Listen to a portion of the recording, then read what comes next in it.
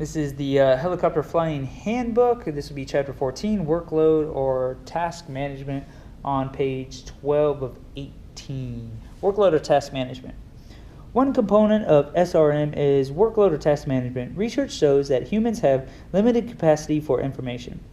Once information flow exceeds the person's ability to mentally process information, any additional information becomes unattended or displaces other tasks and information already being processed. Once this situation occurs, only two alternatives exist: shed the unimportant task or perform all tasks at a less than optimal level. Like an overloaded electrical circuit, either the consumption must be reduced or a circuit failure is experienced.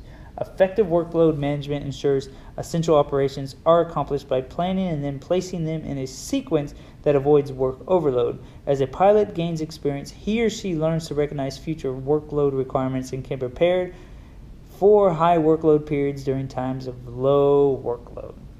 Reviewing the appropriate chart and setting radio frequencies well in advance of need help reduce workload as a flight nears the airport. In addition, a pilot should listen to Automatic Terminal Information Service, the ATIS, Automatic Surface Observing Systems, the ASOS, or Automated Weather Observing Systems, the AWOS, if available, and then monitor the tower frequency or Common Traffic Advisory Frequency, the CTAF, to get a good idea of what traffic conditions to expect.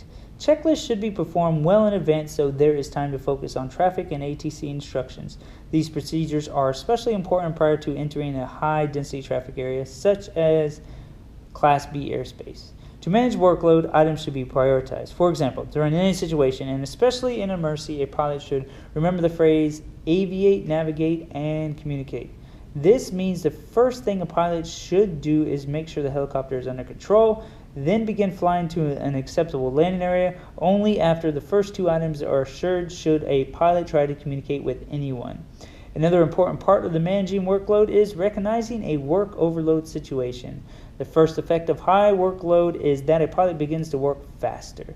As workload increases, attention cannot be devoted to several tasks at one time, and a pilot may begin to focus on one item. When a pilot becomes task saturated, there is no awareness of additional inputs from various sources, so decisions may be made on incomplete information and the possibility of error increases. A very good example of this is an inadvertent IMC. Once entering into bad weather, work overload becomes immediate.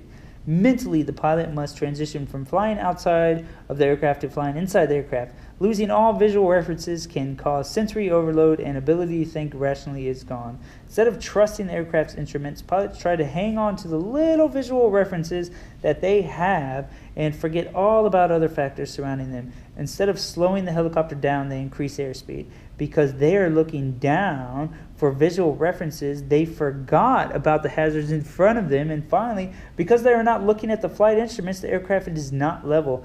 All of this can be avoided by proper training and proper planning. If going advertent IMC is your only course of action, pilots must commit to it and fly the helicopter using only the flight instrumentation and not trying to follow what little visual references they have.